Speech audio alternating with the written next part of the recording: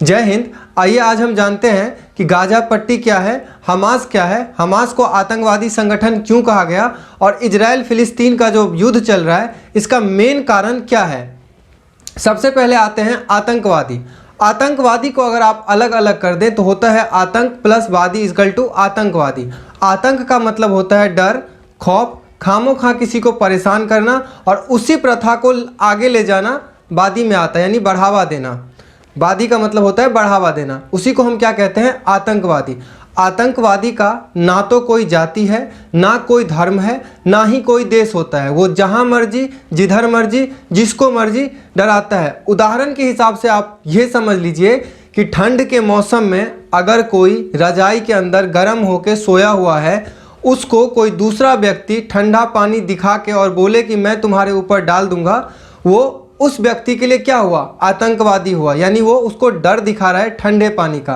Same चीज़ होता है आपका पाकिस्तान, इंडिया का भी देख लीजिए, जितने भी कंट्री हैं उसमें आतंकवादी संगठन को ऐसे ही कहते हैं। मतलब यही आतंकवादी संगठन होते हैं जो खामो खां किसी को परेशान करते हैं, बेवजह किसी को उंगली करते हैं, बेवजह कहीं पे बम फोड़ देते हैं, बेवजह स्कूल कैप्चर कर लेते हैं, बेवजह प्लेन कैप्चर कर लेते हैं। ये काम किसका होता है, आतंकवादियों का होता है। तो आतंकवादी जो है इसलिए इनको कहा गया क्योंकि एक बेवजह कहीं पे भी टांग अड़ा देते हैं, यानी हमास जो है वो बेवजह कहीं पे टांग अड़ाना शुरू करते हैं। अब आते हैं गाजा पट्टी पे कि गाजा पट्टी क्या है।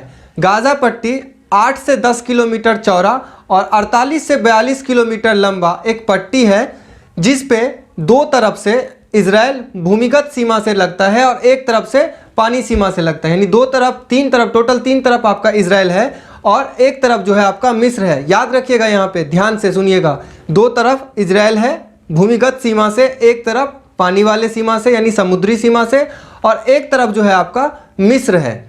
हमने पिछले वीडियो में आपको इजराइल का इतिहास बता दिया था। अगर आपने नहीं देखा है तो डिस्क्रिप्शन में लिंक है, वहाँ से आप देख सकते हैं कि इजराइल कैसे बना, कैसे इसका गठन हुआ, क्या हुआ, वो सब मैंने आपको उसमें बता दिया है। अब आते हैं गाजा पट्टी का इतिहास। गाजा पट्टी का इतिहास क्या है। 1948 में इजराइल के द्वारा जब ये घोषणा कर दिया गया कि इजराइल अब एक स्वतंत्र देश है, तो दुनिया भर के जो यहूदी थे, यानी इजराइल के जो भी वासी थे दुनिया भर में बसे हुए, वो सभी आने शुरू कर दिए।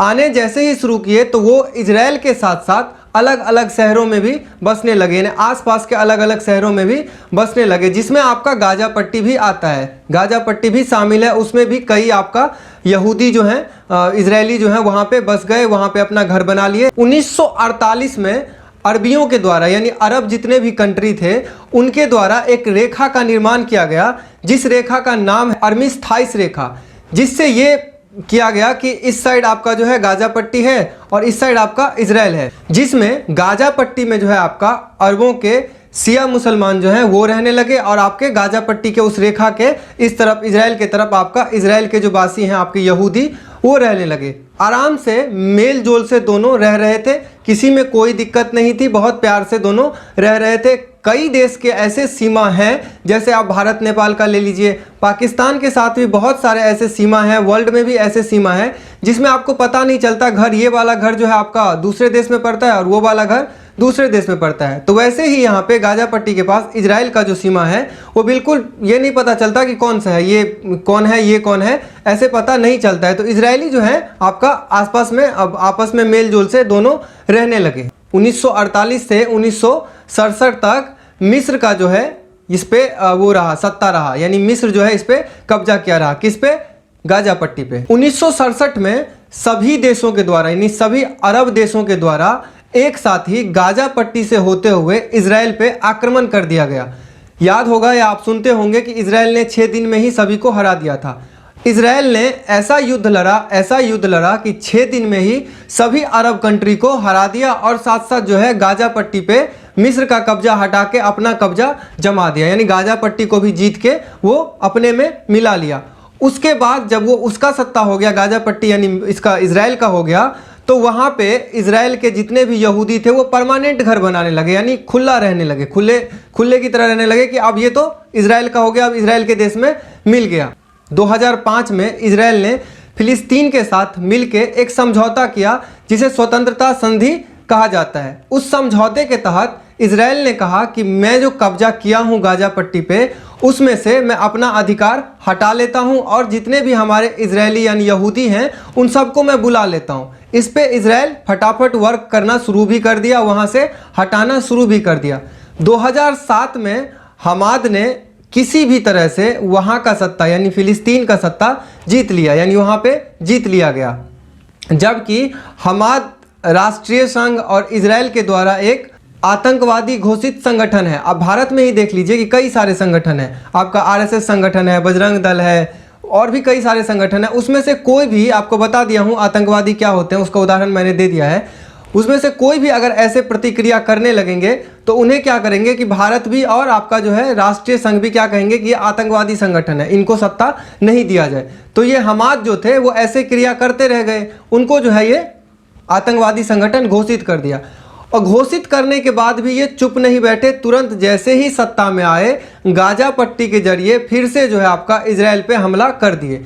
इजराइल पे हमला करने के बाद ये छोटा बड़ा युद्ध करते रहे। 2009 तक ये युद्ध चला और 2009 में आपका इजराइल जो है एक तरफा विराम दे दिया कि हमें युद्ध नहीं लड़ना है, क्योंकि वहाँ पे काफ़ी जान माल का नुकसान हुआ, जिसमें 13 यहूदियों का मृत्यु हो गया था, जिसमें 3 आम नागरिक थे और 10 जो है आपका यहूदी थे, यानी जो वहाँ के सेना थे वो थे। और आपको पता होगा कि इजराइल का कहना है कि तुम हमारा एक मारोगे तो हम तुम्हारा 10 मारेंगे।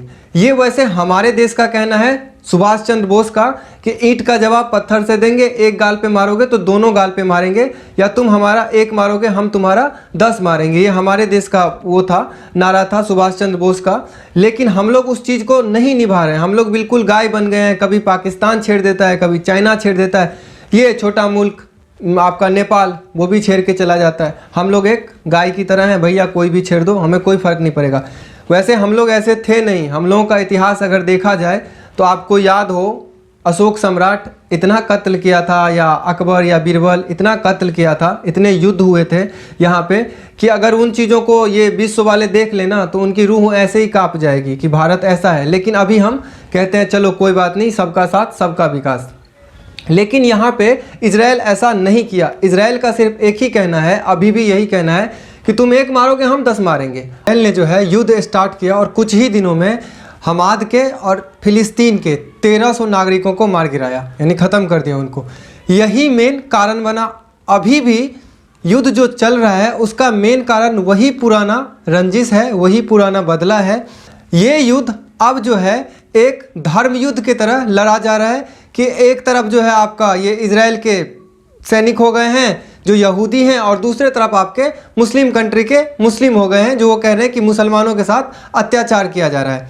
आई होप कि आपको समझ में आ गया होगा आतंकवादी क्या है, हमाद को आतंकवादी संगठन क्यों कहा गया, इजराइल जो है क्यों मारता है, उसके बाद गाजा पट्टी क्या है। हमारे पास एक कमेंट आया था कि आप बार बार फिलिस्तीन को जो है आतंकवादी कहते हैं। हम फिलिस्तीन को आतंकवादी नहीं कहते हैं, हम कह रहे थे कि फिलिस्तीन के आतंकवादी, फिलिस्तीन आतंकवादी नहीं है, या फिलिस्तीन में आतंकवादी नहीं होता है, कोई देश आतंकवादी नहीं होता है, देश के रहने वाले आतंकवादी होते हैं।